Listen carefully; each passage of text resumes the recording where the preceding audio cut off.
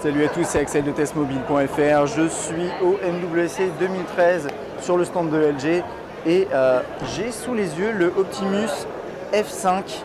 Alors le F5, c'est un terminal assez intéressant puisque c'est un appareil qui est peu cher, enfin qui sera proposé en avril au prix de 369 €. Donc c'est quand même un petit budget, mais ce qui est intéressant, c'est qu'il est LTE. Il est LTE 4G.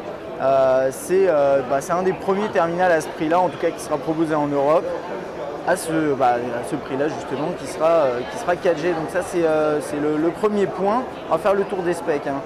Donc qu'est-ce qu'on a? On a Android 4.1.2, donc c'est vraiment la grosse tendance. Heureusement d'ailleurs, on a du Jelly Bean un petit peu partout.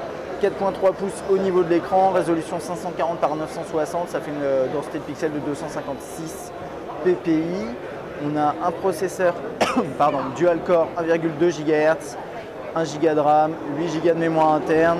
On peut rajouter jusqu'à 32 Go via micro SD. On a un appareil photo 5 mégapixels, une caméra frontale 1,3 mégapixels et 2150 mAh au niveau de la batterie. C'est un appareil qui est compatible bien sûr Wi-Fi, donc DLNA, il a un GPS, Bluetooth, enfin la totale là-dessus, ça c'est classique. Et on va faire un petit peu le tour. Alors on a un nouveau design que nous propose LG ici avec ce F5, mais également vous le verrez dans d'autres vidéos sur les L-Series. LG a laissé un petit peu de côté son aspect complètement rectangulaire, très anguleux pour voilà, quelque chose d'un petit peu plus rond, qui d'après moi me fait un peu plus penser à un terminal peut-être Samsung de 2011, type Galaxy S2, ce genre de terminaux, mais c'est pas mal. En main, il est plutôt, là 4.3 pouces, c'est très agréable à prendre en main, très compact. Alors, on va faire un petit tour. En haut, on a la caméra frontale, donc comme je vous disais, 1,3 mégapixels, différents capteurs. On a une petite bordure chromée, comme vous voyez ici, dans cette version blanche. Je ne sais pas s'il sera disponible en d'autres couleurs, je vois que des blancs autour de moi. Là, on a les touches ici sensibles, classique Android, micro USB avec le micro. Bouton on-off, verrouiller, déverrouiller, un petit peu haut, mais pratique, ça va très bien. Le jack 3.5 ici avec un second micro. Bouton de volume. Et ici bien sûr l'appareil photo, donc l'appareil photo 5 mégapixels. Il n'y a pas de flash, ce qui peut être un peu décevant, mais bon voilà, pas de flash et le haut-parleur ici. Alors, on va rentrer dans l'interface très rapidement.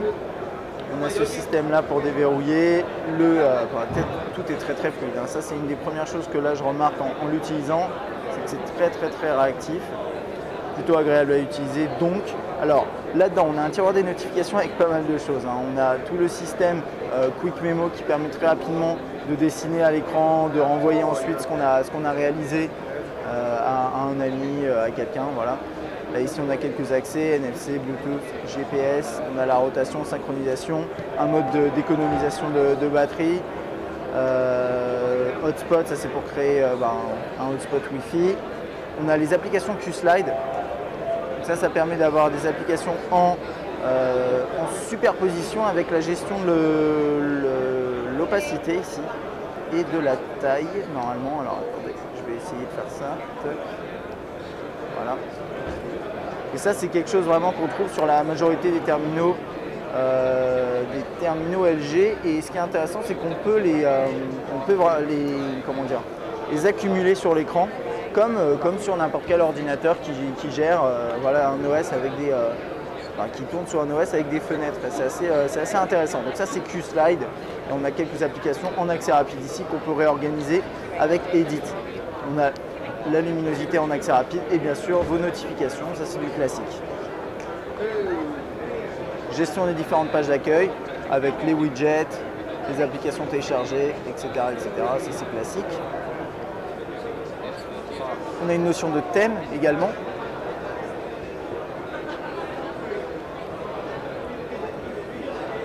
Voilà, là j'ai mis un autre thème, on peut le changer. Alors je pense que c'est parce qu'il n'est pas, il est connecté à internet, je ne sais pas exactement comment ça se passe, mais vous pouvez bien sûr en télécharger d'autres. On verra ça lors du test. Là je regardais, est-ce qu'il est connecté en 4G? J'ai l'impression qu'il est en 4G. du coup, on pourrait peut-être en profiter, vu que j'ai vu l'application speed test, faire un petit speed test. Et je pense qu'il est peut-être en Wi-Fi également. Bon, on verra ça. Je vais vérifier ça. Bon, là, ça envoie du lourd, bien sûr. Ok, d'accord. Donc on va aller voir si le Wi-Fi était connecté. Non, le Wi-Fi n'est pas connecté. Donc là, actuellement, là, si je le vois là, je l'active, désactive. Donc là, il était en 4G. Et donc, qu'est-ce qu'on a comme résultat? Ben, on a, alors attendez, je vais peut-être le repasser. Je vais le mettre en mégabits parce que moi, je préfère. On va se remettre là.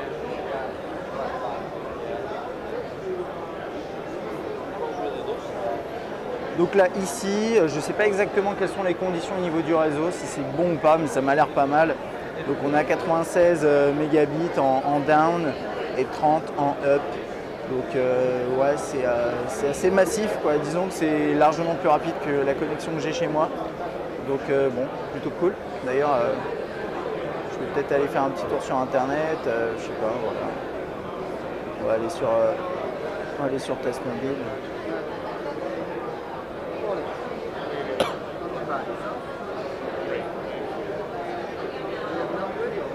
Ah, je ne sais pas ce que j'ai fait. Ah, pardon. Voilà, c'est moi qui me suis trompé.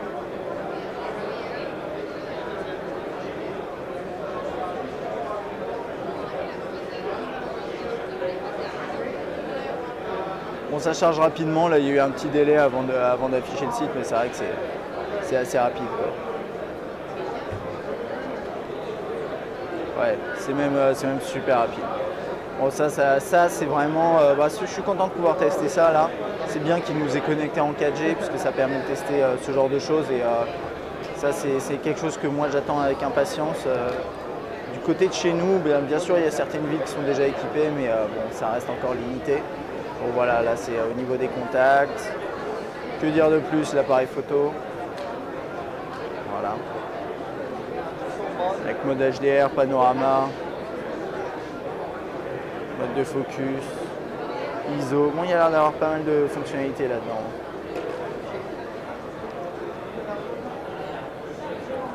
HD.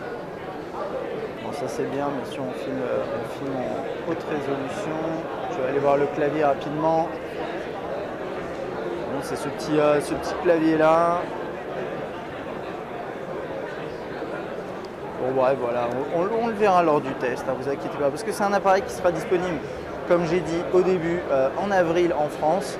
Et moi, je le trouve intéressant. Déjà, son côté 4G, pour un prix inférieur à 400 €, c'est plutôt sympathique. Avril, c'est bientôt, et puis c'est un appareil de petite taille. Voilà, vous ne serez pas obligé forcément d'avoir un appareil vraiment de très très grande taille pour être en 4G. Vous ne serez pas forcément obligé de dépenser 600 € pour être en 4G. Et peut-être que même, c'est le type de terminaux qui sera proposé par les opérateurs a priori. Je n'ai pas d'informations là-dessus, mais a priori, c'est vraiment un appareil qui intéressera les opérateurs parce que ça permettra de booster les équipements en 4G auprès du grand public sur des appareils qui sont pas forcément très très très onéreux. Donc intéressant ce petit F5. On a hâte de le tester. Voilà, à bientôt.